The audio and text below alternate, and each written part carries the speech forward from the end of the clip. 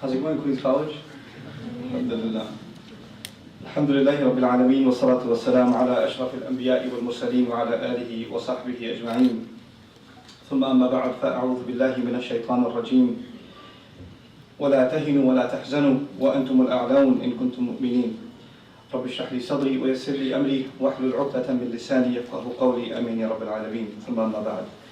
I'd first like to explain my motivations for doing this program. Alhamdulillah, with the success of the organization that I'm a part of, with the help of so many teachers and helpers, I have an opportunity to travel quite a bit. But actually, over the recent months, I've actually tried to cut down my travel and travel as less as I possibly can because of campus and family obligations. But, you know, Queen's College emailed and I just got this weird sense of nostalgia and I can't explain it logically, so I'm here. So I don't really have a justifiable explanation except that I wanted to come here. And actually, when I did come, I was very grateful for having the opportunity to come because it, as I was mentioning in the khutbah earlier today at Muslim Center, part of our rizq in this world is the people that Allah puts in our life. Friends, teachers, even employers, co-workers, etc. People that you meet in your life that you benefit from, that add to your experience. Even my students, I consider them part of my rizq. Because some students I say, having you was great because it really makes me feel like, now I know why I'm a teacher, because I have students like you, and for the other students I thank them too, because I say at least you taught me sabr. So you learn something from all the students, alhamdulillah. They're rizq for you in one way or the other. So I'm really happy to see familiar faces, alhamdulillah, and hopefully we get some chance to talk afterwards too. Now a little bit about the topic, because the guys at QC actually asked me what the topic should be, and I chose this strange topic on purpose. And that is, the Qur'an's remedy for sadness. And I want to share my reasons for that too before I begin talking to you folks about it. I felt for quite some time that the sacred text, especially the Qur'an, and this is actually occurring with the Sunnah also, for a long, long time, at least the way I was exposed to Islamic literature and Islamic discussions, that there's a very ilmi, like a knowledge-based approach to the literature and to our sacred text, and it's actually in some sense removed from our personal experience. And sometimes people go through things and emotions in their life, challenges in our personal lives. All of us have them. Every one of us has different sets of challenges with friends and family, especially with family. And the average Muslim might even start thinking like, the Qur'an, which is of course dealing with bigger things, is probably not dealing with how I'm feeling. It probably is not the place to go to figure out my emotional issues, my personal issues. The Qur'an can't be that specific. And so that's actually an idea I'd like to counter, and I'd like to try and present an alternative narrative. That the Qur'an, in fact, addresses pretty much every dilemma the human being goes through. Every human being goes through either physical, moral, spiritual, internal, psychological crises. And Allah Azza wa Jalla revealed this book to us and the beautiful sunnah of His Messenger, sallallahu alaihi wasallam, to actually help us navigate these crises because He made us with these emotions.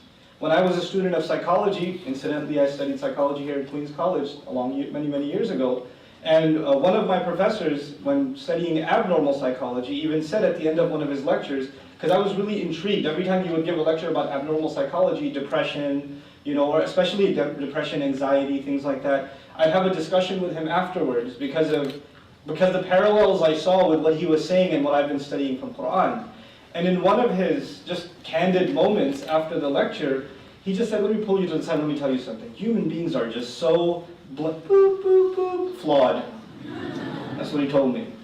And that's actually a pretty good summary of how Western civilization looks at human personality. Human beings are essentially flawed, right? And let's just try to patch up those flaws with pills or psychotherapy or whatever. One way or another, let's patch up this broken human being. This broken creature that has so many issues and so many problems. Now, you might think, if you look at the world around you or even at your personal life, that there seems to be quite a bit of overwhelming evidence that human beings are flawed, that we are broken in many ways, that we have these weird quirks and we can't find the solutions for them. But as a matter of fact, Allah Azza wa Jalla, on the contrary, teaches us in the Qur'an that He created us in the highest, with the most nobility, and in the best possible upright form. And the interesting word, probably all of you know the ayah, لَقَدْ خَلَقْنَا الْإِنسَانَ فِي أَحْسَنِ تَقْوِيمٍ. لَقَدْ خَلَقْنَا الْإِنسَانَ فِي أَحْسَنِ تَقْوِيمٍ. The word taqweem deserves a lot of attention because it comes from the origin of the word qama, which means to stand. And taqweem is to make something stand and keep it standing. And it's actually used in when building structures. It's used when you put structures together that aren't supposed to fall apart. So if your kids are playing with blocks, that's not taqweem. Why? Because you can just knock it over. Chances are they themselves will knock it over, but that's not taqweem. But a built structure that's not going anywhere is built with taqweem. And taqweem, because it's muta'addi, no linguistics lesson here, just really quick. Taqweem, what that does in the Arabic language is Allah Azza wa Jalla is taking credit for making us upright, for building us in a firm way. That the human being is actually built on very firm foundation, and Allah takes pride in that in the Quran. He takes pride in that. Before he even makes that statement, he swears, he takes several oaths. وَالتِّينِ وَالزَّيْتُونِ وَطُورِ سِينِينَ وَهَذَا الْبَلَدِ الْأَمِينَ Then لَقَدْ خَلَقْنَا الْإِنسَانَ فِي أَحْسَنِ تَقْوِيمٍ. And in that ayah also, خَلَقْنَا, you see the nahnu, we created the human being. After the oaths. The we is not the normal form in the Quran. Actually the huwa, the he is the normal form in the Quran. But when Allah wants our special attention on something, and He says this is not just any creation, this is special creation, He'll resort to the first person plural in the Quran, and that's the we. لَقَدْ خَلَقْنَا الْإِنسَانَ وَلِتَقْرِيبِ الْإِنسَانَ أَيْضًا. The ulama comment that this is actually to illustrate how close Allah is to the human being. That when He mentions His creation of the human being, He uses the first person. Anybody even with a little bit of rudimentary knowledge of language knows that the third person is far away, and the first person is obviously close. So when Allah uses the first person when talking about our creation, He's actually from the very beginning, from the act of creation, expressing His closeness to us. And so, that's actually not the topic of my lecture, but I wanted to use that as an introduction, that in our worldview, in the Islamic worldview of dealing with, what they call is mental illness, right? That's what they call it nowadays. But we don't call it an illness. We don't call it an illness, not from the Islamic point of view. Actually, one day, you people, how many psych students here, by the way, psychology students? Good, alhamdulillah. Very good, good to see hands. MashaAllah, keep it up and get a 4.0 GPA. Okay? And pursue your PhDs. And inshallah, study Quran extensively and the Seerah extensively. Because you will be the people that will develop an alternative view of personality. When you take personality theory courses and they study behavioral and all these different neurosciences and all of this stuff to figure out what human personality is, the Quran has its own very dynamic picture of what the personality is and what will heal this human being and keep this building from falling apart. Now, when you do build a building, when you do build a structure, then naturally everything Allah created on this earth, Allah gave it a quality, especially human beings. He says in Surah Al-Rahman, كُلُّ مَنْ عَلَيْهَا فَانٍ. Everyone upon this earth, every human being that is, man refers to the living and includes the jinn also. He uses the word fana, fan. Fan is something that is meant to die. Fan is something that's got a timer on it. In other words, it's winding itself down. See, mayyit, كُلُّ مَنْ عَلَيْهَا mayyit means everything will die. But كُلُّ مَنْ عَلَيْهَا فَانٍ means everything will eventually deteriorate and die. It is meant to wind down. The clock is ticking on every one of us. So in a building, just like in a building, there's deterioration happening. But when deterioration happens, you blame the architect. You say, hey, this architect didn't do a good job. Look, the paint's chipping and the bricks are falling apart, etc. Or the plumbing's no good anymore. But actually, when the human being starts having issues, that's not because the architect missed something, but by design it was supposed to actually go through certain challenges. That was by design. That was actually put inside the human being. We were not created, creatures without challenges. But those challenges, we should not call them flaws. They're actually tests that Allah put inside of us. Emotional ones, physical ones. Those are tests that all of us have to go through. Interestingly, the Arabs, now this is not about Quran, this is about Arab society pre-Islam. The Arabs were very keen on psychology and emotion. They were really in touch with their emotions, with their poetry and their language. And one of the most beautiful expressions I found in Arabic about psychology, they say, رُبَّ قَوْلٍ أَشَدُّ مِنْ صَوْلٍ. They say perhaps words can hurt more than a beating does. They understood that words can actually have an impact on, not physically, you're not injured, you're not bleeding when somebody says mean things to you, but they can tear you down. They can make you not want to get up in the morning. Words can be enough to make somebody suicidal. It happens. Words are a very powerful weapon. So they said, رُبَّ قَوْلٍ أَشَدُّ مِنْ صَوْلٍ. It was better off you gave me a beating than said those words to me. And I'm sure all of you probably have experienced some level of that, like words hurting your emotions, right? So now let's turn to the Quran, inshallah ta'ala, and specifically one of those areas, sadness. One of those emotions that obviously troubles every one of us, and it's a part of our life. How does the Quran deal with it? First and foremost, and this is again for those of you aspiring to contribute, and this is what all of you should be thinking, especially those that are going into the psychology field. I'll try to divide my talk here. This introduction was the rant part, so it doesn't count. So now the talk begins, and I'll try to divide it into 3 parts. My talk into 3 parts. The first part of it is actually just some areas that are worth exploring, especially for students of psychology, counseling, people that are going to be in the work of maybe helping others, imams in training, imams that get a lot of people with emotional issues coming to them. Or, you know, if you're going, inshallah, eventually into the work of youth counseling, or you're in the position where you're offering people advice, things like that, then here are some things from the Quran that you might want to pay attention to, especially dealing with the subject of sadness and depression. The first word used in the Quran for sadness is al-gham. There are several words used, and the first in the Quran we find is al-gham. Ghayn, mim, mim are the root origins. The same word is used, a variation of that word is ghamam, which actually means clouds in the sky. And if clouds remain and no sunlight is able to break through, that kind of a cloud is called ghamam. Sometimes you have clouds that light comes through. Sometimes you have clouds that light is completely blocked, right? And if that remains for a long time, it can get pretty depressing, right? If the weather remains cloudy for an extensively long amount of time and you don't see sunlight, then it gets pretty depressing, which explains the psychological state of most of the people in the United Kingdom, because it's cloudy most of the time, right? But, you know, so, and it's weird, like, you know, like Seattle has a really, like, weirdly high suicide rate. I'm not saying there's a correlation, but it's always cloudy, you know? It's one of the highest suicide rates in America, and even though it's a beautiful state, nature, the, you know, the environment, the architecture, it's a clean city, you know? And it's, but regardless, it's got some major issues, it's weird. But there is a connection, and it's found in virtually every society. Happiness is associated with a shiny, bright day, and sadness is associated with what? Dark clouds. And even it makes its way even into literature. So people say things like, you know, there's like a dark cloud overhead.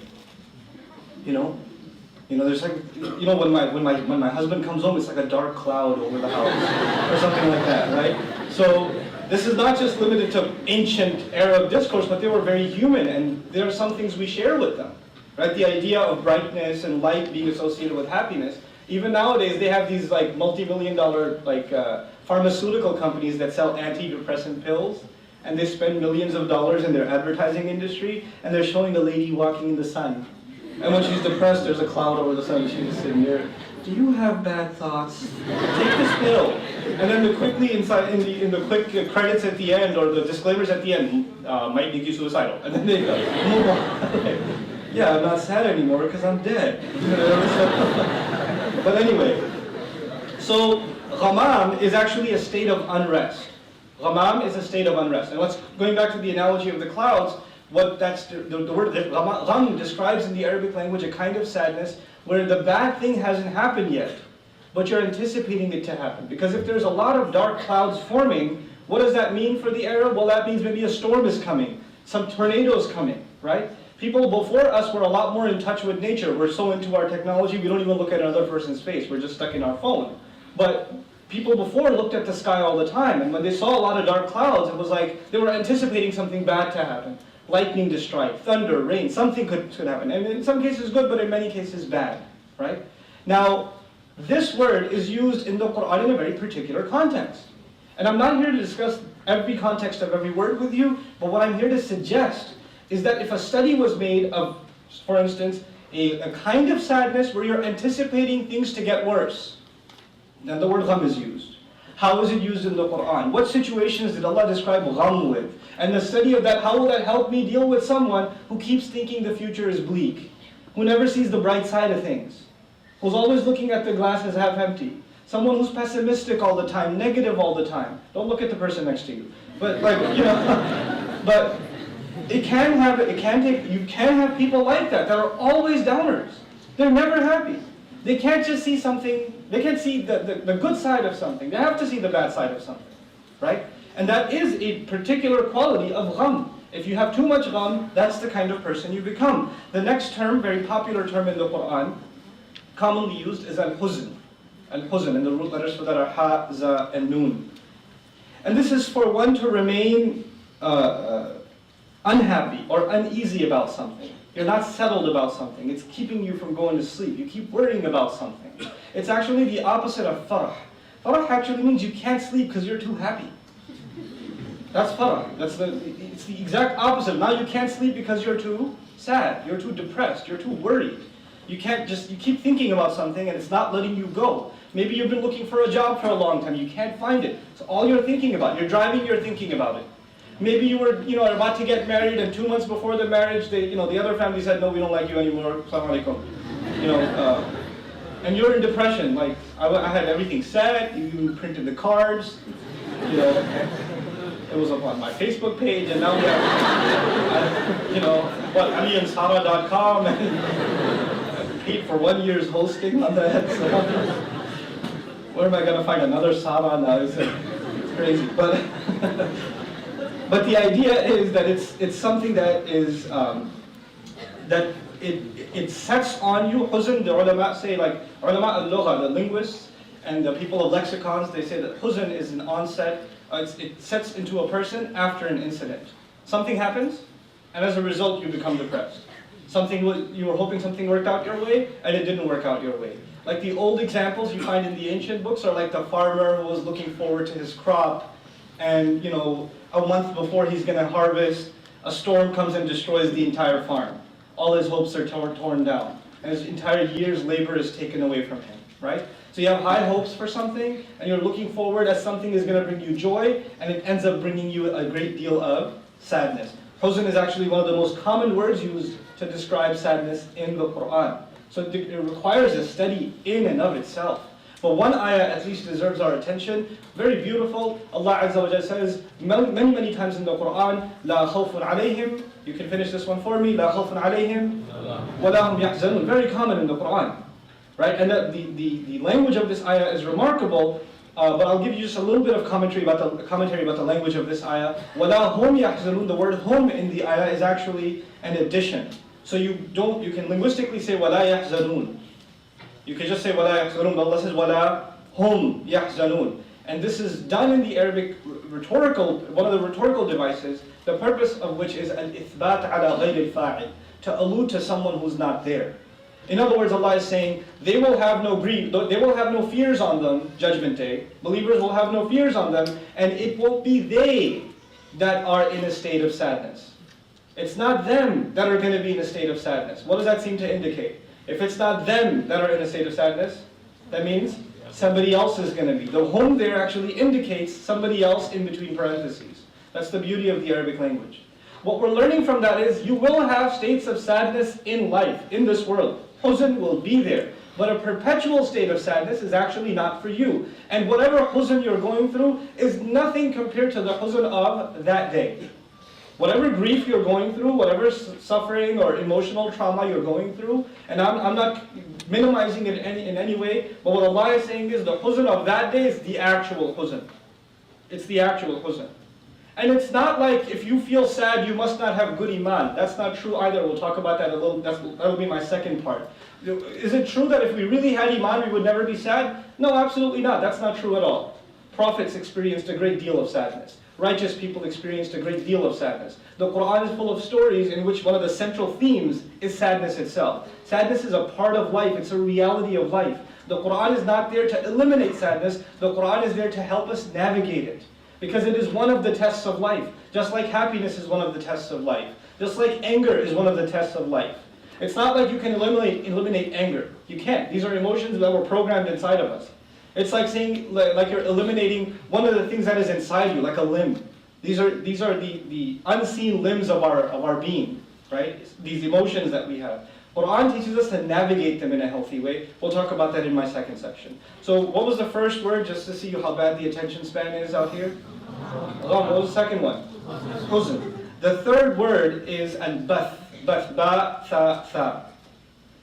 This is the one that a lot of people have, by the way, in the contemporary sense. Al-bath is a kind of sadness that is deeply penetrated. It's inside a person, and it starts impacting everything that they do, and they're not able to verbalize it. They're not able to actually say what it is. So they have this deeply felt sadness inside them, and it lingers, and it's always there. So even when the moment comes to smile, the face goes halfway up and comes back down. Right? They're not able to maintain happiness for too long. There are moments, like the sky's mostly cloudy, sometimes it's sunny. Like that. You know, there are people like that. They're just always, they're moping around, they're looking down all the time. And you're like, why are you in that state? It's the closest thing in the Arabic language to the, I guess, perpetual depression. People that are in a state of depression. That's called bath. Now, because depression is such a huge problem in the world today, and the Muslim Ummah is no exception. It's a huge problem in the world. This study becomes actually critical for Muslims. Studying how is bath alleviated in the Quran? What did Allah teach us? How do we deal with this form of sadness? So there's sadness from a traumatic incident. There's sadness of, oh, the future looks bleak. There's the sadness that's deep inside and you're not able to get it out. It's like this sickness or this sinus or this like allergy that you just can't get rid of. It's always there. You're always negative. That's bath. And by the way, if you're feeling you're the only one who has this, as a matter of fact, the word bath occurs in the Quran in one of the du'as that a prophet of Allah experienced continuous bath and huzn.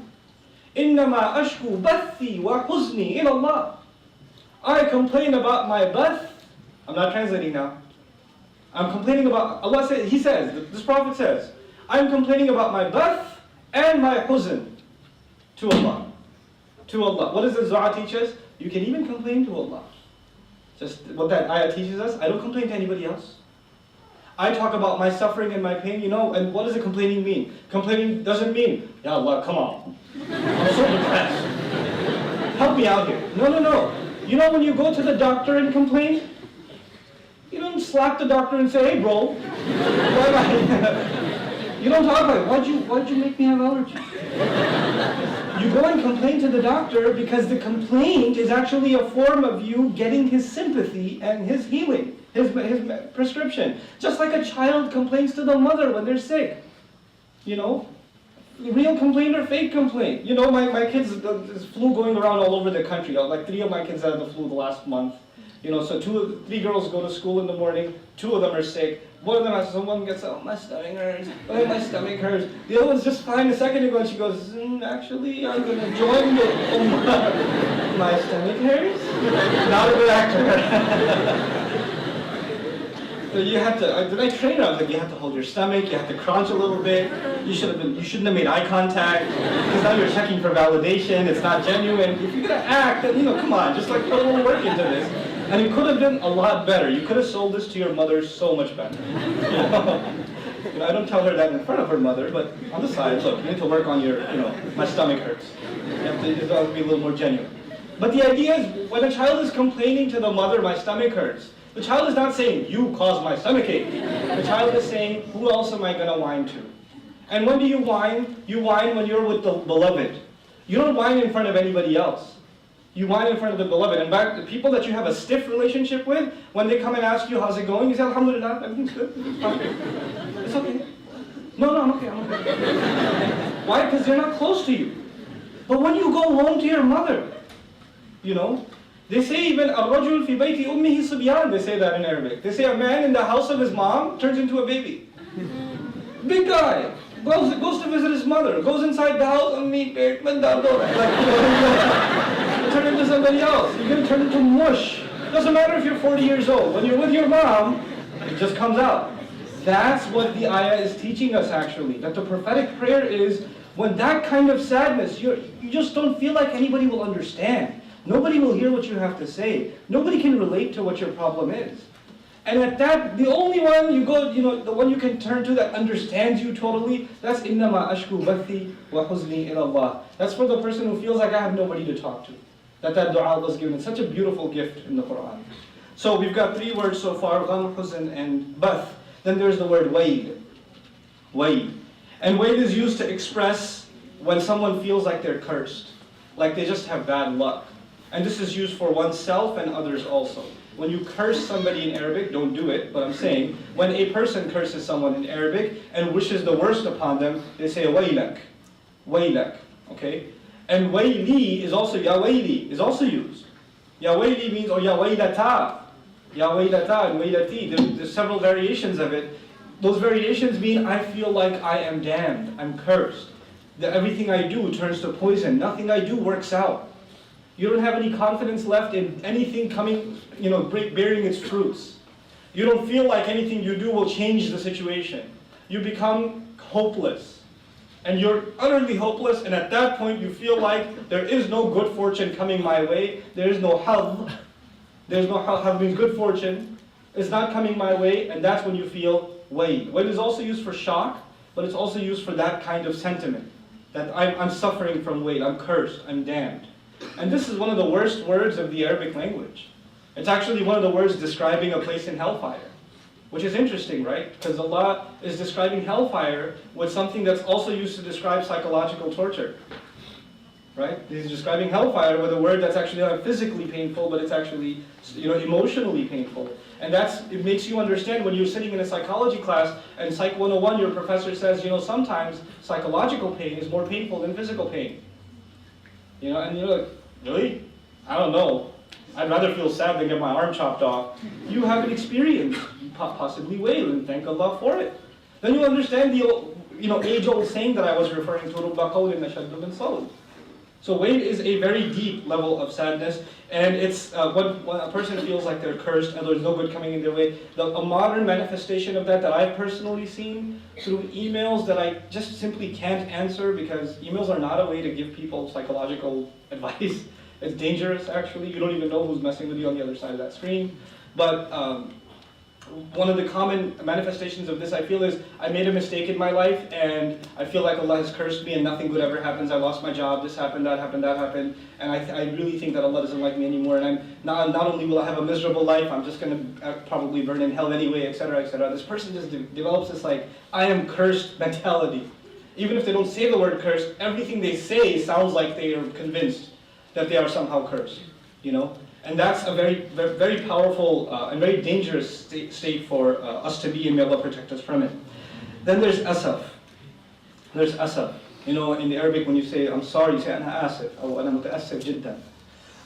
Actually, some argue that the root origin of this word is not even Arabic, it's actually Hebrew. And it's one of the derivatives from which we get the name Yusuf, alayhi salam, which is close to yutsaf, which means he was given sadness.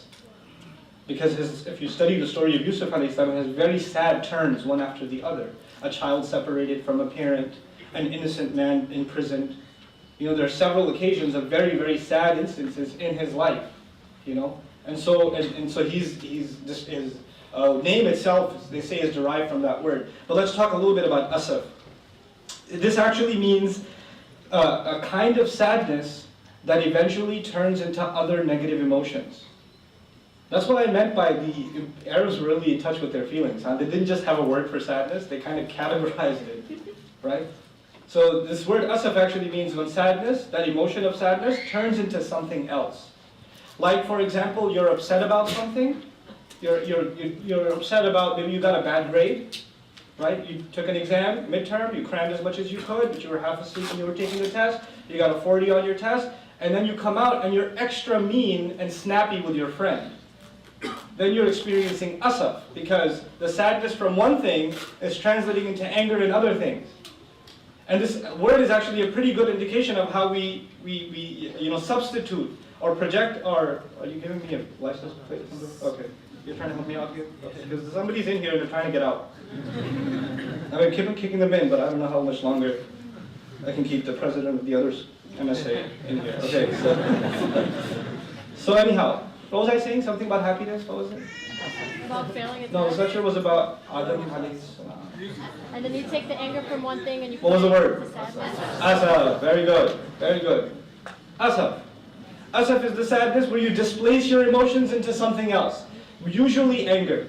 Usually comes out in the form of anger. So I'm on the phone and I'm driving home, hands-free, and I'm on the phone, I'm driving home, and somebody calls and says, the contract we agreed to, and the payment you said, we accepted the payment, but we're not sending you the goods. And I'm upset. And when I get home, first kid that runs and tackles me, I say, where's your homework? I just displaced my upset from outside, from the car, to the home. This is a form, this is asaf. Asaf. And actually, interestingly enough, this is the word used when Musa alayhi salam came down from speaking to Allah and his people were worshipping the calf. And he spoke with who? Who did he have a yelling at? Harun alayhi salam. Allah says when he came ghadbana, he came angry, asafan. Asafan. Which means he was going to take that anger and what? Displace it. And what do you find in the story? He grabs his brother's head. He grabs it. It turned that anger, or that sadness actually got displaced to something else. And that's a phenomenon Quran deals with. Then of course the final one is al-asha. Asha, the root letters for that are hamza, sin, and alif. Or ya, you can say it's a ya. And this is regret really. Regret or sadness over an opportunity that was lost. Or an opportunity that was, I could have done that. Oh, I didn't do it. Didn't work. You're looking back and you keep beating yourself up over what you could have done and you was right there. If you just did it, things could have been so much better. Why didn't I take that opportunity? A lot of times, people, when they email me, especially with the subject heading being sadness or depression or something, usually has to do with relationships. There was a sister, I wanted to marry her, and I should have proposed, and then she married someone else, and I'm sad every day, and I keep thinking about how I should have got the guts and talked to her dad, and I didn't do it, blah, blah, blah. This is al-asaf. But it's also a kind of sadness that's not just on opportunities lost, but it's also a kind of sadness that expresses when you did something bad in your past, and you feel like that bad deed you did, whatever it is, don't tell me, whatever it is going to affect negatively everything you do in your future. Like your mistake from the past is going to negatively affect everything you do in your future. This word is al-asad. This is also used in the Quran. And this word, it's important for Muslims to understand because we're living in a time where the opportunity to do really bad things very, very easily has been made convenient, right? So we can do pretty bad things, spiritually speaking, to ourselves and damage our souls with very little effort. And when that happens, then we get into a state of depression. What kind of scum am I? To the world, where the world thinks I'm Muslim, but look at me on the inside, look at the kinds of stuff I'm up to, how can I even live with myself? And there's this regret over what you've committed in the past, and what most people do when they don't know how to deal with this, is they look at their past mistake, and they define themselves with their past mistake. What I mean by that is, I messed up, that must mean, I messed up in the past, which must mean I am messed up. There's a difference between I messed up and I am messed up. When people mess up, that doesn't mean they are messed up. That just means they messed up in the past. That is no guarantee that they will mess up in the future until they convince themselves that they are in fact messed up. The only one who can mess you up is your own conviction.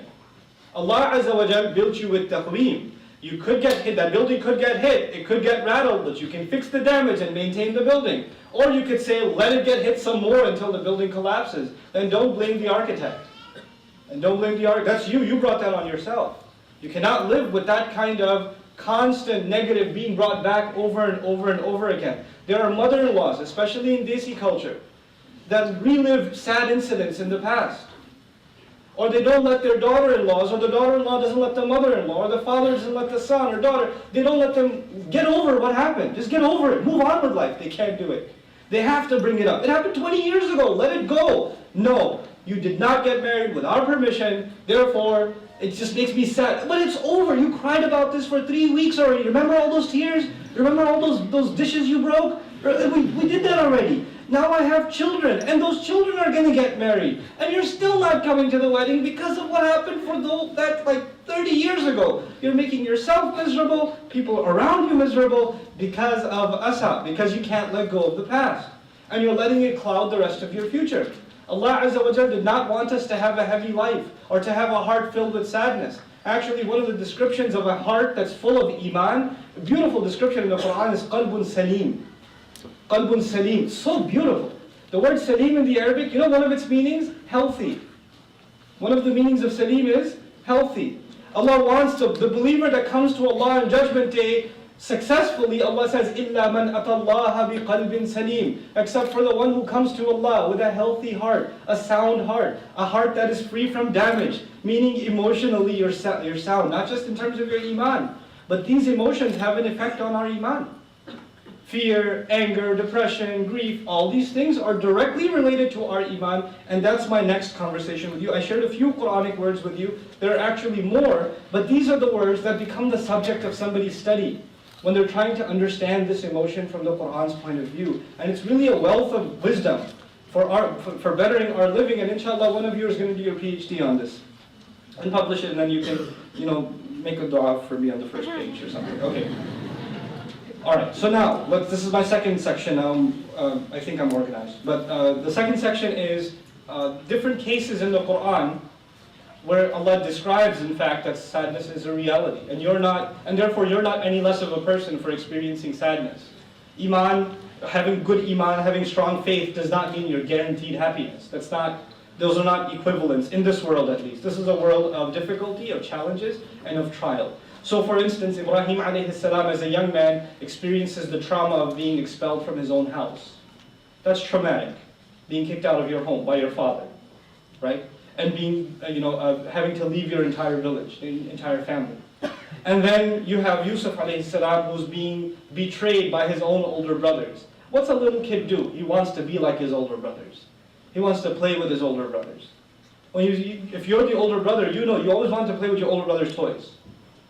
There's an attachment to the older sibling. Younger girls, they want to dress, they want to take the older sister's clothes. You're always mad at the younger sister. You always take my clothes. You always take my shoes. Don't touch this stuff. God. And the younger one will not want something until what? The older one has it. Has no interest in it until the older one touches it. Why? Because Allah put that affiliation and that you want to be like them. You idolize them. You try to talk like them. You want to be friends with their friends. You don't want to have your own. You always come into the room and they're hanging out with their friends. Cool, these are my friends. No, I want to hang out with them too. And they won't tell you they want to be just like you, but that's what it is. They idolize you. They look up to you, especially of the same gender. But this child is betrayed by those he looks up to. That's traumatic. That's really sad. And then from the very beginning we learn this child has such a close relationship with his dad that he's even telling him you're going to try it again? I'll try it again. That guy won't quit. I'm probably from Baruch College. I went to Baruch. Okay. So if you have, with Yusuf alayhi salam, he was so close to his dad that he even told him talked to his dad about what he dreamt. It's not an easy thing for a child to feel comfortable enough and so close to your father. You don't even tell your dad what happened at school or what actually happened. You're actually sitting there talking to your dad about what happened in your dream. That's a real closeness between father and son. And the father's actually carefully listening. That's the other crazy thing here. He's really attentively listening to the dream described by his child. I have conducted that experiment in my home. Did you have a dream? Yeah. There was a banana, I was trying to eat me. And then what happened? I cried. It's not a spiritual experience. It's not a postcard. So I commend Yaqub alayhi salam for listening to a child's dream. The sun and the moon were doing sajda to me. Go on. And we read the stories and we move on, but that closeness, and then this child is stripped from his father. There's the sadness of the father. There's the sadness of the son. And there's one thing to know your son died. There's one thing to know your son died. It's another to not even know what happened. To not even know what happened. That's traumatizing. That's traumatizing. I can tell you, I have felt sadness in my life that I have never experienced in my life until after becoming a parent. When your child is sick, and when your child is shivering from a fever, and they're helpless, and you can do nothing about that except call Allah, and this child is holding on to you, and they're shivering like this, and they want to take a food, and they hold the food in their hand, they don't even have the strength to keep their hands stable, it will tear your heart from the inside. It'll tear you up from the inside. You cannot experience that kind of sadness. But that's a result of love. Love will bring about a lot of sadness. It comes with the territory. Okay? Because we care about the ones we love, and when they suffer, we suffer equally, if not more. Sometimes even more. So this is, in the case of Yusuf alayhi salam and his brothers, Musa alayhi salam and his nation. His nation caused him so much pain. And these are just some examples. The Prophet sallallahu alaihi wasallam and Quraysh. The Prophet sallallahu alaihi wasallam and his uncle, neighbor, family, his own uncle, next door neighbor. What kind of guy? I talked about this when I was discussing the Dars on Surah Al-Kawthar, which is going to be the last part of my talk to you today, right? What kind of a guy, uncle, not distant, but uncle, celebrates when his next door neighbor, who's his nephew, just lost a baby. The baby just died in the house of Muhammad sallallahu alayhi wasallam. And Abu Lahab goes out celebrating, making noise that Muhammad will not have a son. His name will not carry on. Hooray! And they didn't have roofs on the houses back then, so it's like you're in the backyard, and your neighbor's just got a backyard, and he comes out and he screams. Can you hear it? Yeah. That's gotta hurt. Your own uncle celebrating the death of your child. That's what the Prophet felt, sallallahu alaihi wasallam. Any human being, even enemies put their weapons down when they hear the general on the other side just lost a baby. They're like, look, you're my enemy, I want to cut your throat, but I'm going to give you a day to grieve, because I feel that pain. I'm going to let you, this is honor among enemies even. He didn't even have that. That's the kind of sadness. And you know why that story is important? Because it's teaching us sometimes the most painful blows and the most traumatic sadness you will experience in your life will be from family. There will not be some stranger that will cause you sadness. It will be people that are closest to you, because they have such close access to your heart. So when they can mess up, they can really mess you up. Parents can mess you up. Children can mess you up. Husband and wife can mess you up. Uncles can mess you up. Cousins can mess you up.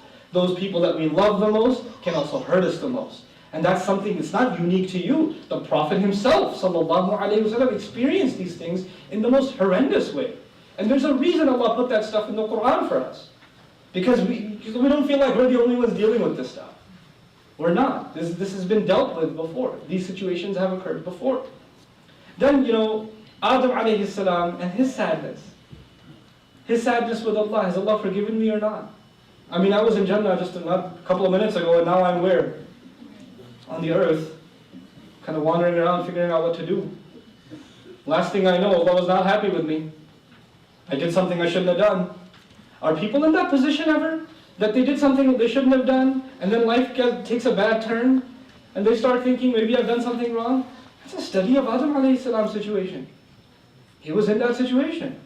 How do I know if Allah has forgiven me or not? And Allah gave him a gift. People come and ask, how do you know if Allah has forgiven you? How did Adam know if Allah has forgiven him? He didn't. Then Allah gave him a gift. Allah gave Adam alayhi salam a gift. Allah says, Allah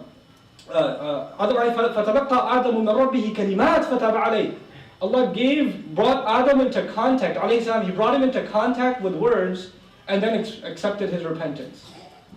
Right? And in that surah, in Baqarah, Allah didn't even tell what those words were. He didn't even say what they were.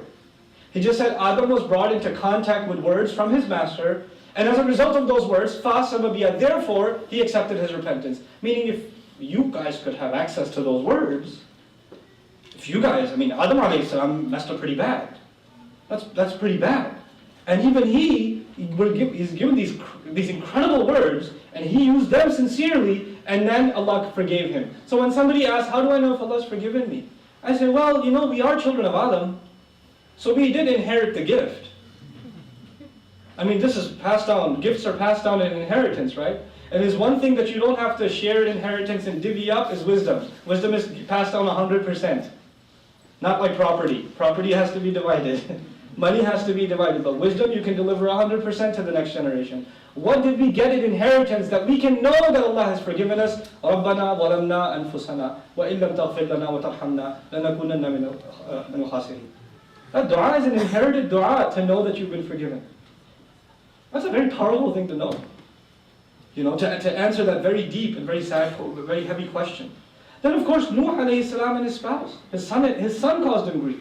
How many parents come to me, my son causes me so much grief. I love him so much, but he makes me so sad. Before I came here, before I came to the city, some parent called me and said, my son caused me so much grief. I've done everything I can for this boy, and he has continually caused me grief. What do I do about it? Can you talk to him? Can you do something for him? It's like, all I can do, I'm nobody. I can't even help my own family members or myself. What am I going to do? All I can do is remind. That's all I can do. That's all any of us can ever do. Change comes from Allah Azza wa Jal, you know? And so, and of course, Lut alayhi salam and how terrible he felt. Man, you know, talk about bad moods. You know when the English expression, man, I was in a bad mood. I was in a bad mood. That expression is actually only used for Lut alayhi salam. When the angels showed up to destroy the nation. Okay? Si'a bihim wa daqa bihim dar'an. Daqa bihim dar'an. He just felt bad. He saw the angels and he's like, oh God. He just felt so terrible. There are reasons he felt that way, because they came in the form of good-looking men. Right? And this is trouble. And he was just really upset. Well, how am I going to handle this? You know? SubhanAllah. The last bit I want to share with you before I move to my next section, inshallah, and then I conclude, is one of the great expressions of sadness in the Quran. I actually use this just humorously. I used it with my students the other day. My students get a lot of exams. I give a lot of tough exams. And every time I announce, okay, there's a big one tomorrow. You know? Well, we just had one yesterday. No, you're having another one tomorrow. Come on. I was like, let me tell you something. So the Battle of Uhud. Here you go. He's going to religiously justify the exam again. But in the Battle of Uhud, the Muslims suffered tremendously. There was the sadness of the lack of discipline. There was the sadness of the loss of strategic, very important Muslim leaders, 70 of them. There was the sadness of the rumor spreading that the Prophet's been killed. There was the sadness of him losing his tooth and actually falling unconscious. There was the humiliating sadness of the Muslims having to retreat up a mountain. There were sadnesses piled one on top of the other, and things weren't looking like they were getting any better. Which kind of sadness is it when things don't look like they're going to get better? Which one is, this was your test. And you have, unfortunately, come on, give me. Brothers, things aren't going to get better.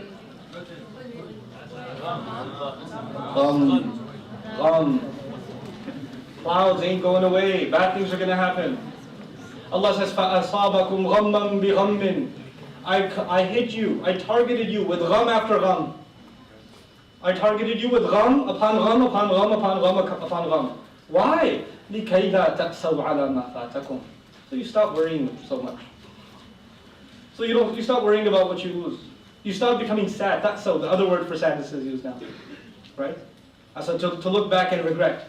Oh man, this bad thing happens, which means the next bad thing will happen, which means there's a domino effect. Allah says, I gave you so much calamity so you'll learn. So you'll learn not to think that the next thing is going to be bad also. Why? Because, this is how I explain it. When somebody has one problem, they're depressed. When they have two problems, they're even more depressed. When they have 200 problems, they just go,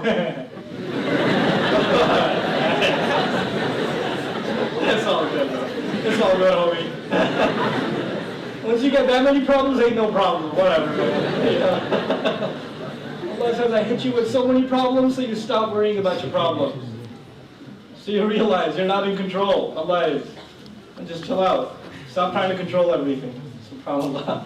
So this is one of the last things I wanted to share with you. Now my final section of this discussion. And that is, I mean, personally, even though there's more elaborate descriptions and divisions made by scholars, classical scholars, of sadness, I would like to describe or divide, generally speaking, the emotion of sadness into three categories. There's sadness that you brought upon yourself as a result of something you've done. It's your fault, and you know that. That's sadness you brought upon yourself. Then there's sadness brought upon you by others. Something they said, something they did, something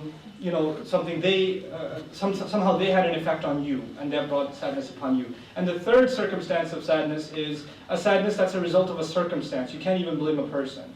It could be something like a car accident. It could be like an earthquake. It could be anything. It could be a sickness, it could be whatever. And these kinds of, so there are these three circumstances.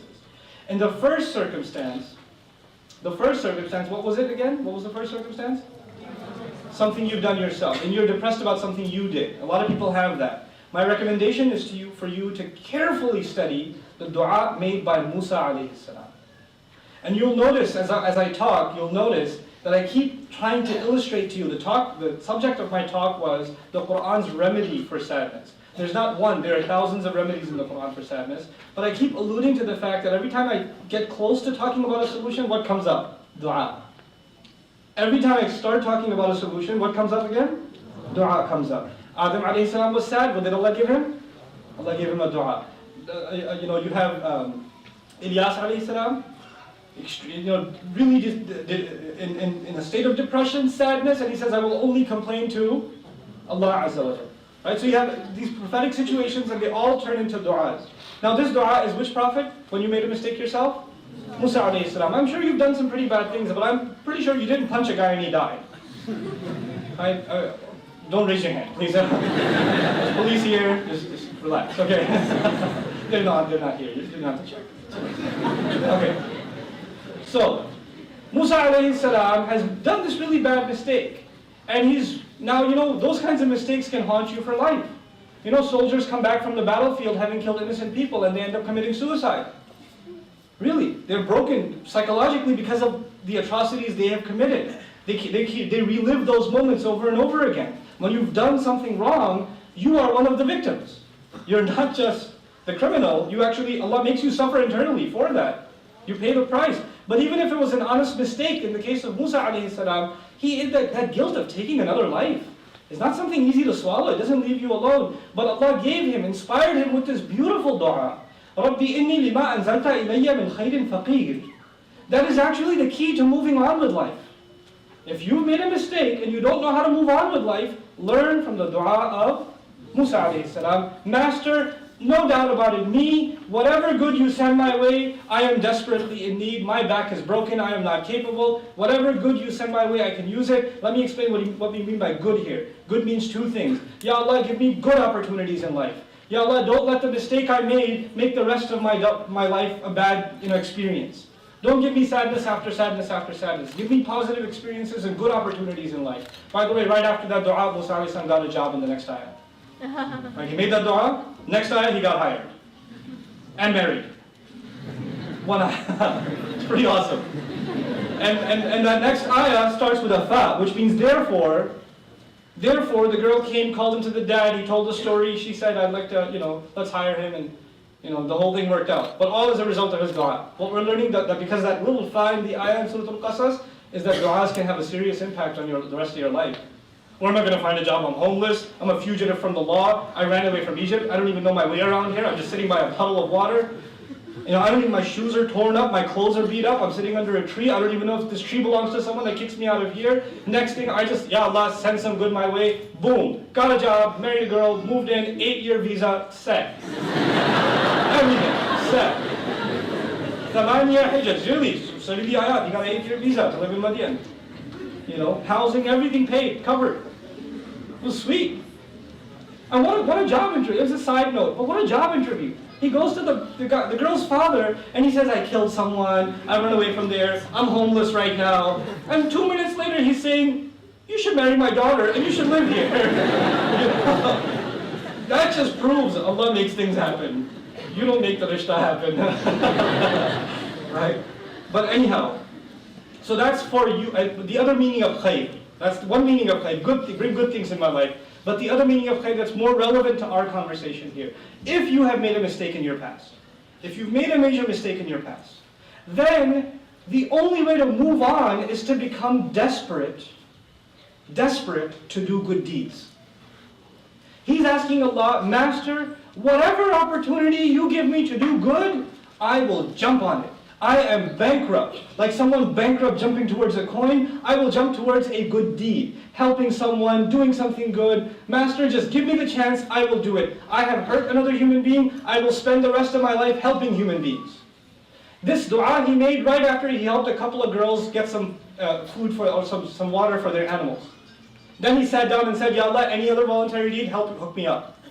If you need me to volunteer for anything else, I'm available. Because I know what I've done in my past, and I know the only way I will know that you have blessed me in my life is if you give me opportunity to do good deeds. If you've done messed up things in the past, the way you compensate for that is you go out of your way to do what?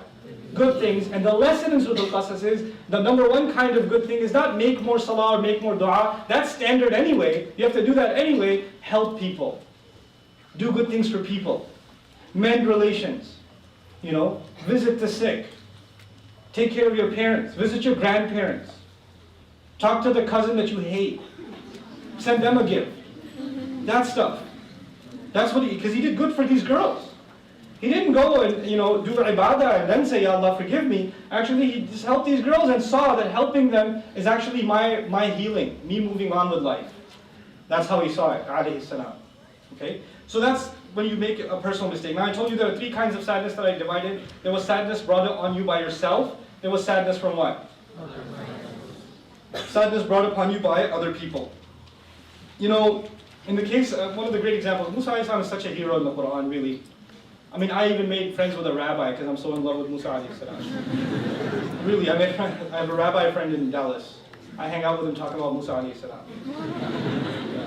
Because Allah was talking to Jews so much in the Quran, and they obviously had some background information when they were listening. So I want to know that background information. So I say, so what do you believe about Musa alayhi salam? What was going on? And we have some really interesting conversations, the rabbi and I. Some good stuff. We mostly disagree, just so you know.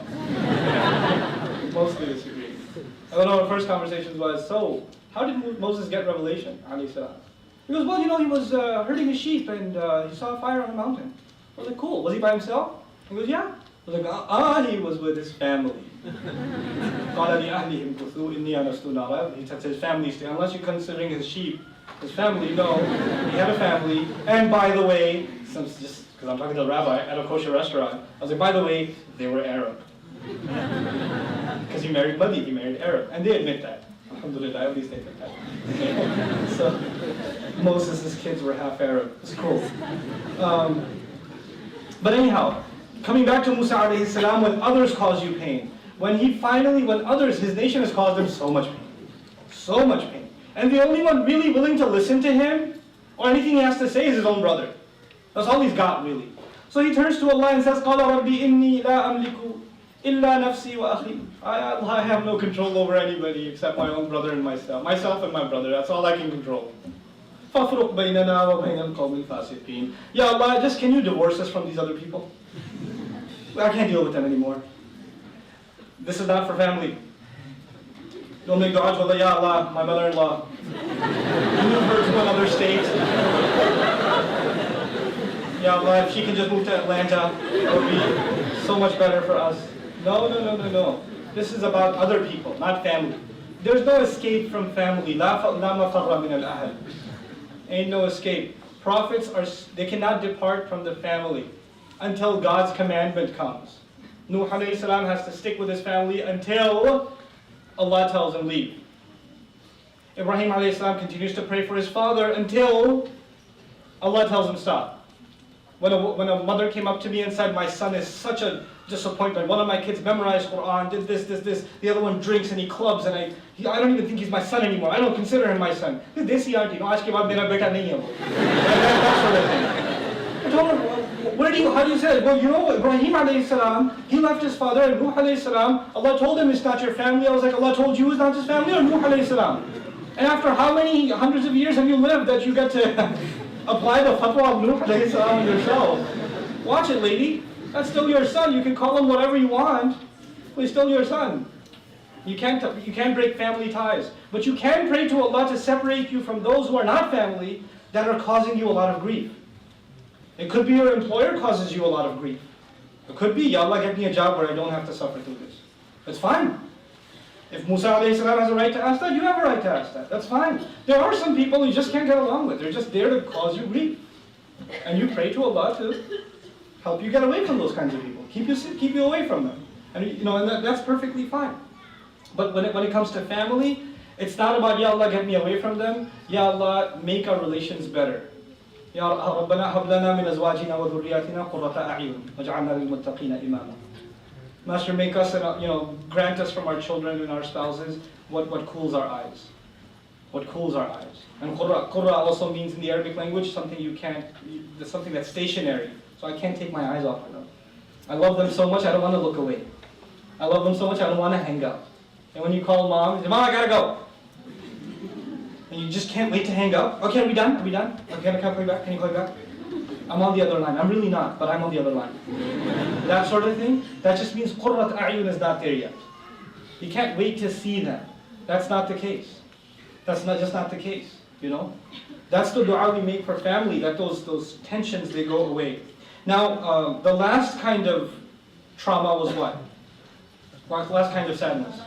Caused by? So for most people, when trauma is caused by circumstance, sickness, death of a loved one, things you can't control, right? You know what people do? They have asaf. They have a great deal of sadness that transforms into rage, and usually that rage is then directed towards Allah. In that kind of situation, the people of weak faith, they look at that situation, and then they turn their rage towards Allah. And they say, why did Allah let this happen to me? Why is Allah doing this to me? Why I deserve better? How could He do that? How could He call Himself merciful and loving and caring? And He could do this to me. This is a very common phenomenon nowadays. This third type of sadness. That people suffer and then they blame Allah. People have bad experiences and then they blame Allah. The only people who can do that are people who don't know who Allah is. You had a long distance relationship with Allah and you made a lot of assumptions about Him. And I've come to learn that about relationships in general, not just with Allah. When you have a friend that you talk to every day, you're on the same page. When you don't talk to them for 3, 4, 5 months, then you start making assumptions about how they think. Or what they think of you. It just happens. When you have a distant relationship, you have a lot more misunderstanding. And when even if they call you once in a while, you misinterpret what they say. Why? Because you're not in constant contact. You're not constantly speaking with someone, there's more and more misunderstandings. When we're not in constant communication with Allah, we start developing really, really weird opinions about Allah. Really weak opinions about Allah and what He means to us and how much He cares about us. And then we fulfill what Allah says. أَنَا عِنْدَ ظَنِّ عَبْدِي بِي. Allah in a hadith Qudsi, I am as my slave assumes me to be. If he assumes that I don't care, then I'll fulfill it. If he assumes that I love, I'll fulfill that. If he assumes that I will provide, then I'll provide. You give an attitude to Allah, Allah will reciprocate that attitude. So your life will get worse if you have a bad opinion of Allah. And you brought that on yourself. Because Allah says, I will give you based on your attitude towards me. Your attitude will determine who I am to you. Who is Allah to me depends on me. Because of that promise of the hadith. The word, now finally, the remedies themselves. I've talked about the different kinds of sadness, and this is in my last section, I promise. I'm in that last section. And I want to start this section with one of Allah's most beautiful names, Ar-Rahman. Ar-Rahman comes from the Arabic word Rahma, commonly translated as mercy. I don't agree with that translation, much at all. It's actually problematic on many fronts. One of the fronts it's problematic on is mercy is used when you're spared. Like the soldiers showed him mercy. What does that mean? They didn't kill him.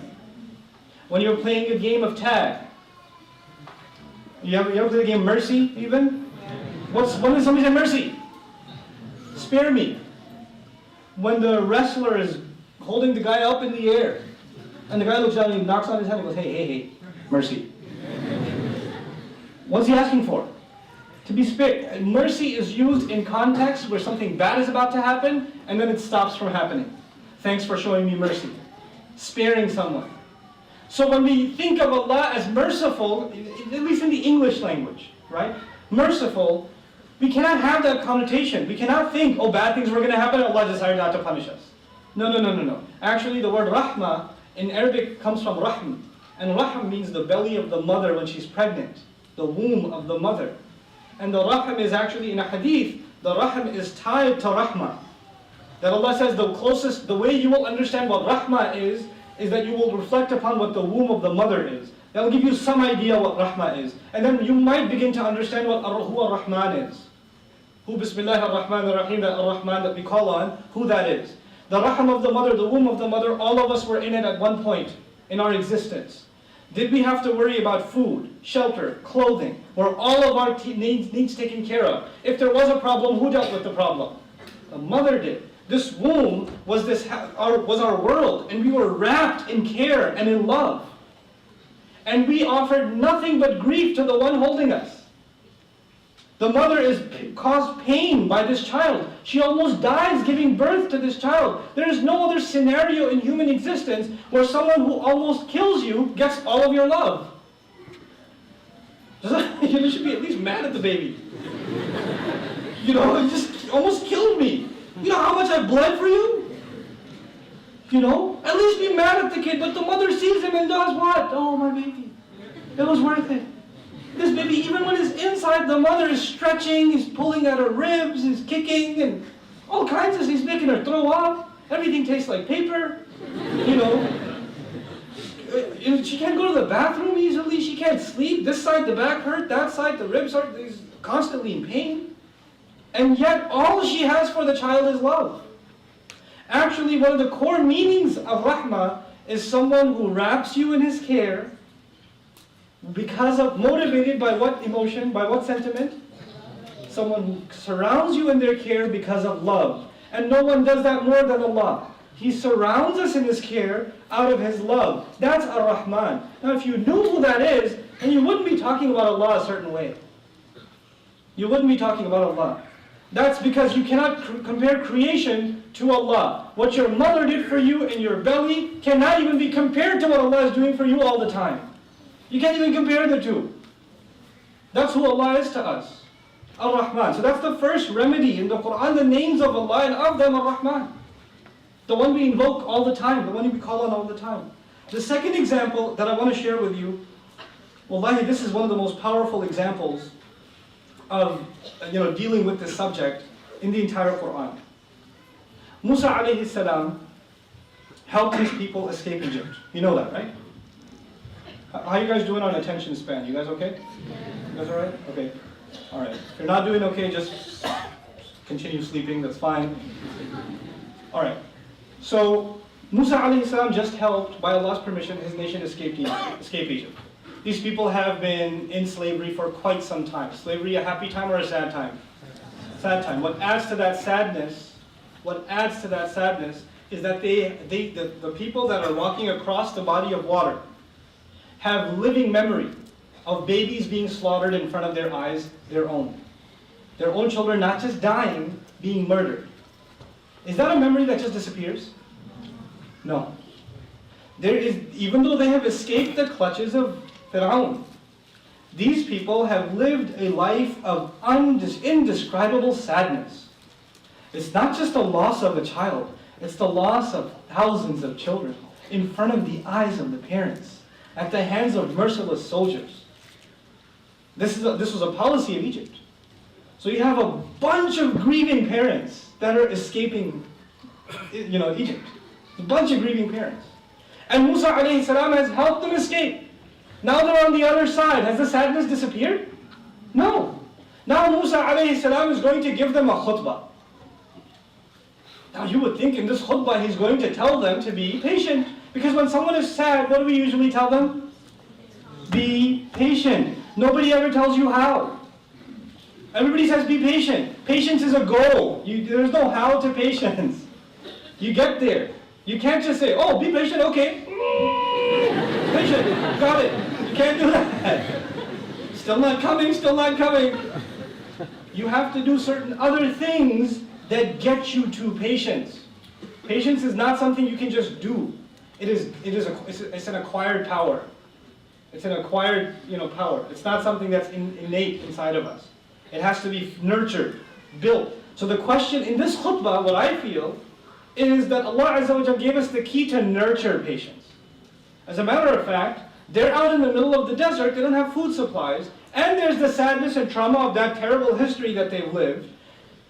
And yet Allah Azza wa Jalla, through the mouth of Musa alayhi salam, has them listen to this khutbah. وَقَالَ رَبُّكُمْ لَإِنْ شَكَرْتُمْ لَأَزِيدَنَّكُمْ Your master said if you could just be grateful even a little bit, he would absolutely guarantee, he said, I will absolutely, I guarantee I will increase for you. I will give you more and more and more and more and more. What did he bring up? What thing should you do? Be patient? No, be what? Be grateful. How are you telling the people that live nothing but misery? They've lived nothing but misery.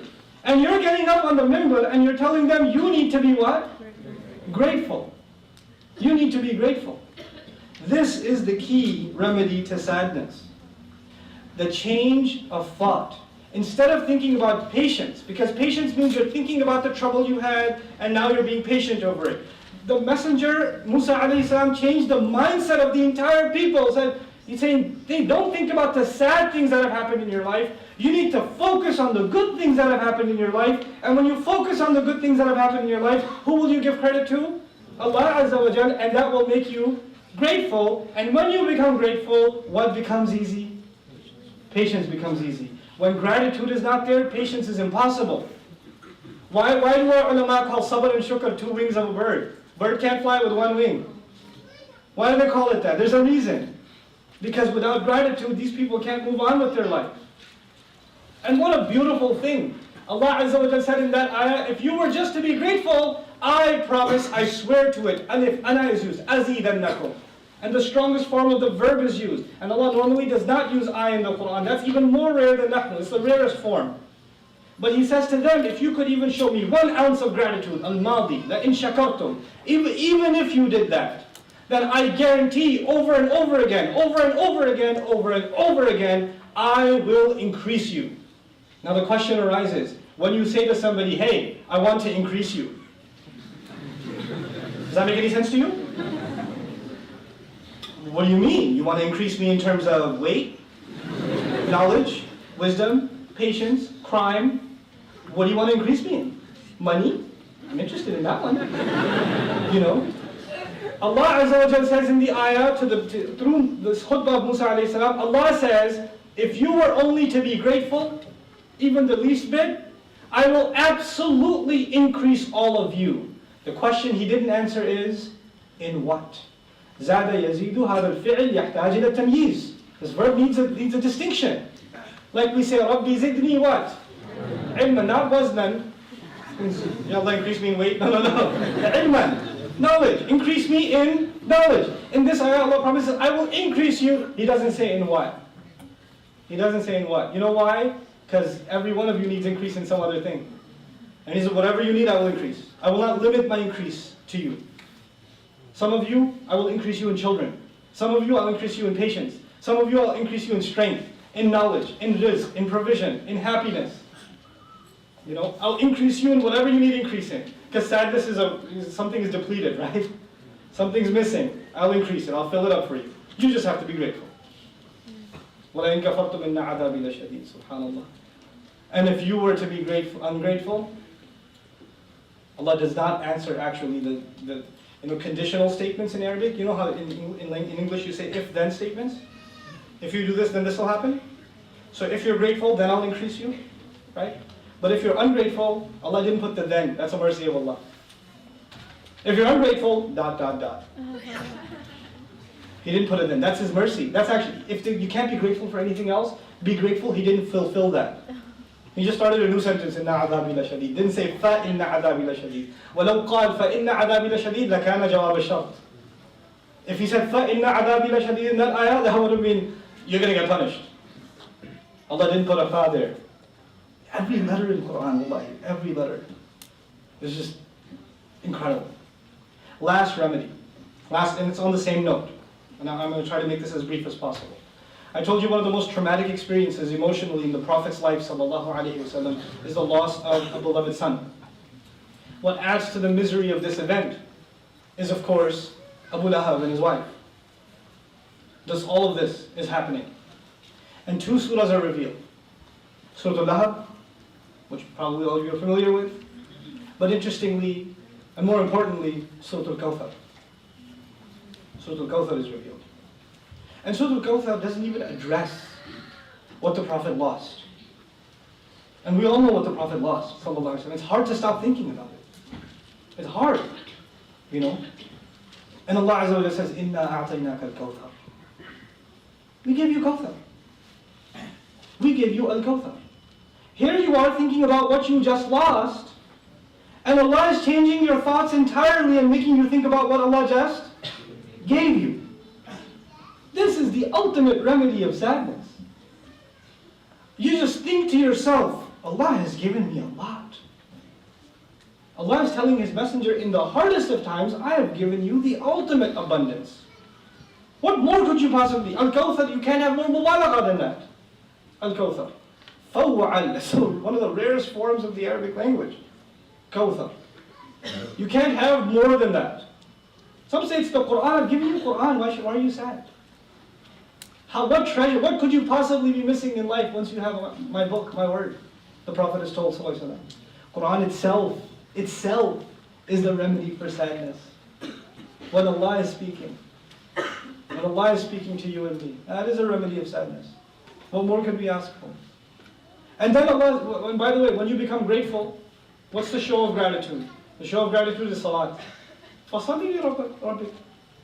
And what's a show of celebration? Slaughtering an animal. Party. One house. Sacrifice an animal.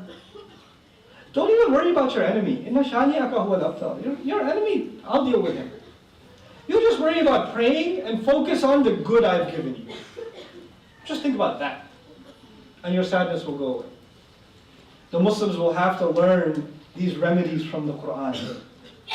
These are not going to come to you. I can talk about this. But it's not going to stick with you. What will stick with you is your relationship with the Qur'an. And when Allah removes your sadness from the Qur'an, when you personally become like, you have an emotional attachment to this word, to the word of Allah. When that happens for you, you will not be overwhelmed by sadness. Sadness will come and Allah will take it away. Then it will come and Allah will take it away again. And it will come and Allah will take it away again. It's not like when Allah said to the Prophet ﷺ, Inna a'tainaka al-kawthar, He never experienced sadness again. He did, but Allah kept taking it away, and taking it away, and taking it away. So the Qur'an itself is a remedy. And if you have a distant relationship with the Qur'an, I don't know, then maybe some pills. Try what the people who don't believe in Allah, the people of ya'is, the people of hopelessness, people that don't have any hope. Those people can resort to any measure they want to get rid of their sadness. You know what people do to get rid of their sadness nowadays? They play video games. That's what they do.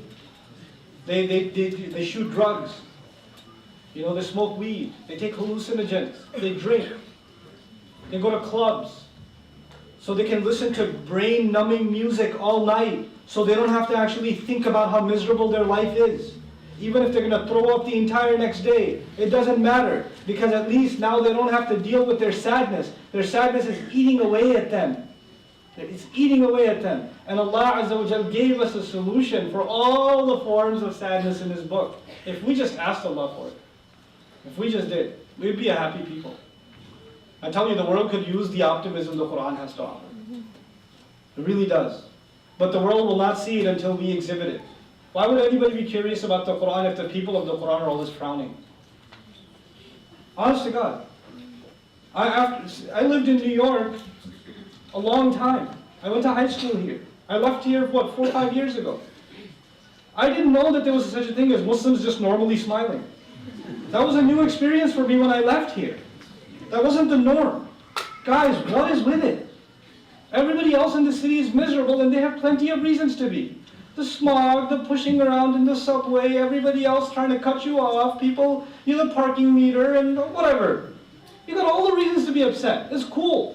But you're Muslims. You're supposed to exhibit a happiness, a joy in your lives just because you're Muslim. And people should be like, why are you happy? Well, la ilaha illallah. Takes care of all my problems. It just takes care of my problems. That's what you're supposed to exhibit. May Allah Azza wa Jal make us, and I don't want to sound upset when I tell you shouldn't be upset, because that kind of beats the purpose. But be happy. There's so many reasons to be happy. We have so many reasons to be grateful to Allah. We live in a fantastic time. We are living, I believe, and I'm done in 1 minute exactly, inshallah. We are on the verge of a major Islamic renaissance in the world, and we have the opportunity to be in the driver's seat. Muslim youth in North America. have the opportunity to be in the driver's seat of a worldwide Islamic renaissance, a cultural one, an intellectual one, a moral one. We are at the low, you can't go lower, basically. So the only way to look up now is what? There's only, the only place to look is high, is to look up. There's a lot of potential here. I told you guys, I travel all over the country. You know what you guys have unique in New York? What you have that nobody else has? Power in numbers. There's more Muslim youth here that for some reason are religious or religiously motivated. It is unprecedented anywhere else in the country. It is unprecedented. You guys have issues. I'm not saying you don't. You guys have issues. I left for a reason. But you also have remarkable potential. My goodness, the potential here is unparalleled. I used to think America is, I don't know, maybe like the Muslims in Europe, like maybe London. I've been to London a couple of times. Nuh-uh, you guys have a major advantage. Major advantage. So many students going to university and trying to learn their religion and trying to give the world Islam. You guys are at the helm of a major renaissance. You are. You just have to think big. You have to think big, and you have to be optimistic. You have to be grateful Allah put you in this position. What are you going to do with it?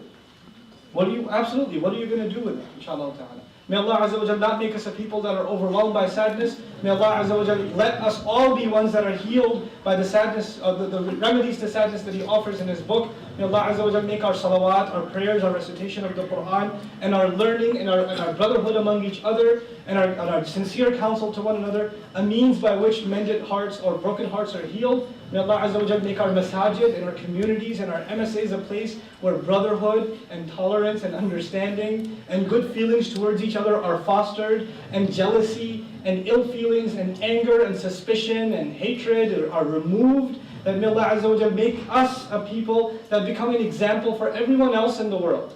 That this is what beautiful, this is how Islam makes life beautiful. And this is what makes Muslims beautiful. بارك الله لي ولكم في القرآن الحكيم ونفعني وإياكم بالآيات وذكر الحكيم. النور ألبسنا حسنا وتيجانا والأنس والشحنا نورا وتبيانا في أرضنا بزغت شمس بها ألق والكون أنشدنا يروي حنايانا. النور ألبسنا حسنا وتيجانا والأنس والشحنا نورا وتبيانا في أرضنا بزغت شمس بها ألق والكون أنشدنا يروي حنايانا.